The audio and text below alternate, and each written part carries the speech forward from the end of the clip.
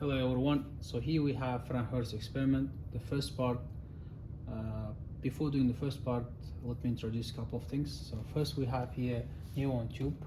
So the cables of the neon tube, the upper one, which is current A, has to come and connect to the control unit, okay? And then lower one, which is UH, has to come and connect to this part. Then after that, you have to turn on the control unit. Once you turn it on, you have to wait a little bit. Then after that, try to change the function to the PC mode. Then once you set to the PC mode, you open the software, which is VV Measure 4, and you go to the gauge and then select Franck Hertz experiment. Once you select it, you will pop up here the screen, and in these parameters you have to enter the values which is given in the manual. So in the manual it says that for the end voltage U1 has to be 80 volts. So let's enter 80 volts. Then voltage 2 has to be 3.8. So let me enter 3.8. Then U3 voltage has to be 5.2. Then voltage UH has to be 4.8. Then also check other stuff like display. So it seems everything is correct. Then you have to measure current IA.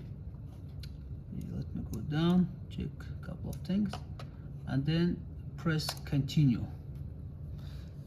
After waiting a little bit, you will see such a graph where you can see voltage and the current. And here, in order to start the measurement, you have to press start measure, okay? Now let's wait.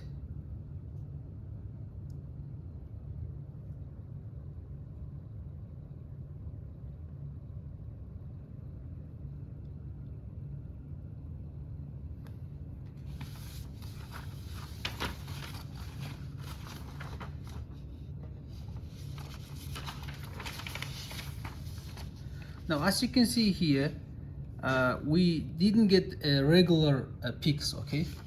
In order to get regular peaks, which was also shown in the manual, you have to play with the parameters, okay? So what you have to do is that go to the gauge, again to the Franck Hertz experiment.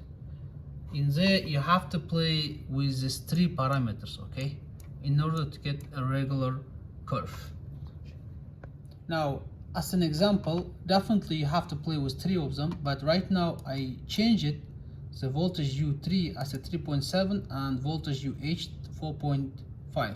Again guys, in the report I don't want to see these numbers. You have to put different numbers, okay, and you have to play. This is as an example just to show you, but don't put this number. If we see these numbers, you will get a low mark. Let me press continue. Let's wait, and let's press start measure.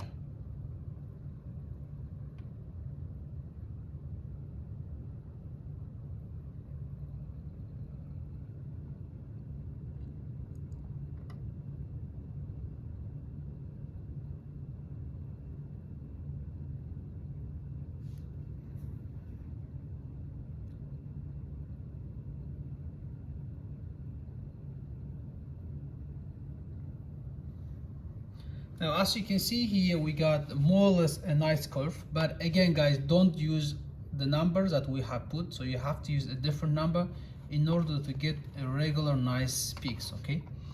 Then after that, now it's a part to analyze your graph. So you go to analysis and click the second one, curve analysis. Now once you select that one, you have to have a higher tolerance. So let's press calculate and click visualize the results. So as you can see here, now you have to more or less position those peaks on the center of the peak. So let me try to play it and see how how it will be calculated. So let me put the maximum, minimum. So let me go here just to play and see what kind of things we can see. Let me go down.